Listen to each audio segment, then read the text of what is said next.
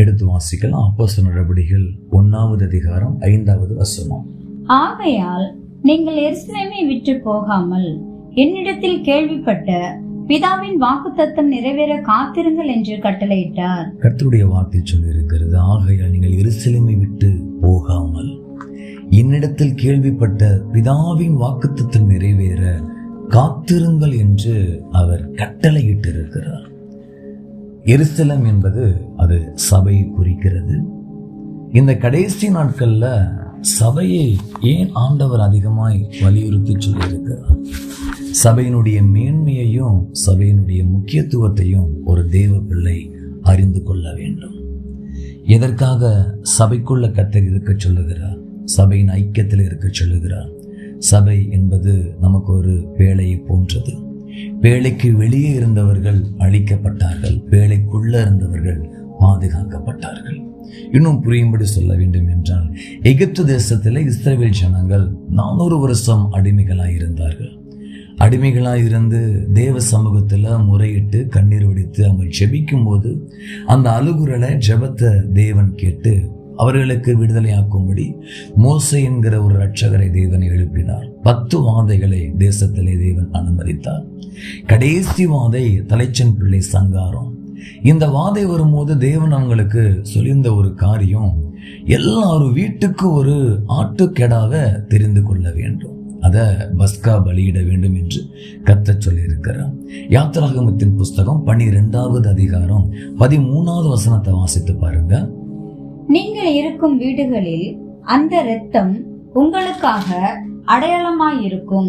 அந்த இரத்தத்தை நான் கண்டு உங்களை கடந்து போவேன். நான் எகிப்து தேசத்தை அழிக்கும்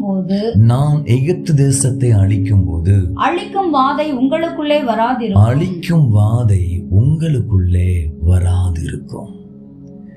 எகிப்து தேசத்தை அவர் அழிக்கிறதுக்கு முன்பதாக தேசம் அழிக்கப்பட போகிறது. ஆனா தம்முடைய பிள்ளைகளை தம்மால் தெரிந்து கொள்ளப்பட்டவர்கள் தப்பும்படி பாதுகாக்கும்படி தேவன் ஒரு வழி அங்கு சொல்லி இருக்கிறார். என்னவென்றால், எல்லாரும் வீட்டுக்கு வெளியே ஒரு ஆடை அடித்து அந்த இரத்தத்தை நிலைக்கால்கள்ல தெளிக்க வேண்டும், பூச வேண்டும். இரத்தம் தெளிக்கப்பட்டிருக்கிற வீடு அது அடையாளமா இருக்கும், அது பாதுகாப்பா இருக்கும். அதை காணும் போது அந்த தூதன் அதை விட்டு விலகி போவான், கடந்து போவான். அப்ப தன்னுடைய ஜனங்கள் எகிப்துக்குள்ள இருக்கும் போது அழியாமல் இருப்பதற்கு தேவன் ஒரு காரியத்தை சொன்னாரு. வெளியே ஒரு அடையாளம் என்னன்னா, வீட்டுக்கு வெளியே ரத்தம் தெளிக்கப்பட்டிருக்கணும். அதே போலதான் இன்னைக்கு எகிப்து என்பது இந்த உலகத்தை குறிக்கிறது. இன்னைக்கு இந்த பூமியில இயேசு கிறிஸ்து வருவதற்கு முன்பதாக சொல்லியிருக்கிற எல்லா அடையாளங்களும் திட்டமும் தெளிவுமாக நிறைவேறி கொண்டிருக்கிறது. தேவனுடைய நியாய தீர்ப்பு வெளிப்படும் போது இந்த பூமி அழிக்கப்படும். இந்த எகிப்து என்கிற இந்த பூமி அழிக்கப்படும் போதுதான் ஆண்டவர் அவருடைய பிள்ளைகளை அந்த பூமியில அவர்கள் அழிக்கப்படாதபடிக்கு அவர்கள் பாதுகாக்கப்படும்படிதான் தேவன் ஒரு காரியத்தை சொல்லியிருக்கிற. அன்னைக்கு இரத்தம் தெளிக்கப்பட்ட கூடாரம் அது அவங்களுக்கு பாதுகாப்பை கொடுத்தது. அப்ப இன்னைக்கு புதிய ஏற்பாட்டு நாட்கள்ல ரத்தம் தெளிக்கப்பட்டது, ரத்தம் சிந்தப்பட்டது எங்க அப்படின்னா, நமக்காக ஆண்டவராகிய இயேசு கிறிஸ்து 2000 ஆண்டுகளுக்கு முன்பதாக கல்வாரி சிலுவையில ரத்தம் சிந்தினார். இயேசு ரத்தம் எங்க சிந்தினார்னா தன்னுடைய சரீரத்துக்கு வெளியே சிந்தினார். அப்ப சரீரம் என்பது இன்னொரு இடத்துல எப்படி சொல்லப்பட்டிருக்குதுன்னா, கூடாரமா இருக்கிறது, ஆலயம் என்று சொல்லுவாங்க.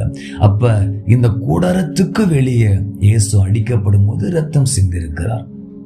அப்ப நமக்கு ஒரு கேள்வி எழலாம், இயேசு புதிய ஏற்பாட்டுல அவருடைய கூடாரம் சரீரமாகிய கூடாரத்துக்கு வெளியே ரத்தம் சிந்திருக்கிறார். இப்ப அவருக்குள்ள இருக்கிறது தான் நமக்கு பாதுகாப்பு. அப்ப இயேசுவின் உடம்புக்குள்ள நம்ம எப்படிங்க போக முடியும்னு சொல்லி நமக்குள்ள ஒரு கேள்வி எழும்பலாம். அதைத்தான் வேதம் சொல்லியிருக்கிறது. அவருடைய உடம்பு என்பது இரத்தம் தெளிக்கப்பட்ட கூடாரம் என்பது எதை குறிக்கிறது என்றதுன்னா அவருடைய சபையை குறிக்கிறது. நீங்க வாசித்து பாருங்க, தன்னுடைய சரீரத்தை எதற்கு தேவன் ஒப்பிட்டு சொல்லுகிறார்னா, கொலேசியருக்கு எழுதின நிருபம் 1 அதிகாரம் 18 வசனத்துல அவரே சபையாகிய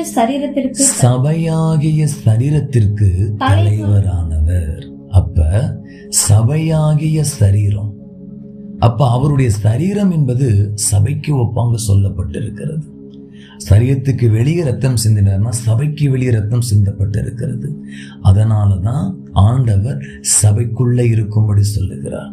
இன்னைக்கு ஏன் ஊழியக்காரங்க ஜனங்களை பார்க்கும்போது சர்ச்சுக்கு வாங்க, ஆலயத்துக்கு வாங்க, ஞாயிற்றுக்கிழமை வாங்க, நிறைய பேத்துக்கு இதனுடைய காரியம் புரியல. இவங்க எப்ப பார்த்தாலும் சர்ச்சுக்கு கூப்பிடுறாங்கன்னு சொல்லி நிறைய பேர் வெறுப்பாவாங்க. நிறைய பேர் பார்த்தா ஒதுங்கி தூரமா போயிடுவாங்க. எதற்காக ஆலயத்துக்கு கூப்பிடுறாங்கன்னா அவர்கள் காக்கப்படும்படி. பூமி அழிக்கப்பட போகிறது. தேவனுடைய கோபம் நியாயத்திற்கு வெளிப்பட போகிறது. இதுல ஜனங்கள் தப்புவிக்கணும்னா அவருடைய சபையாகிய சரீரம், அவருடைய சரீரமாகிய சபைக்குள்ள எந்த மனுஷன் இருக்கிறானோ அவன்தான் தப்புவிக்கப்பட முடியும்.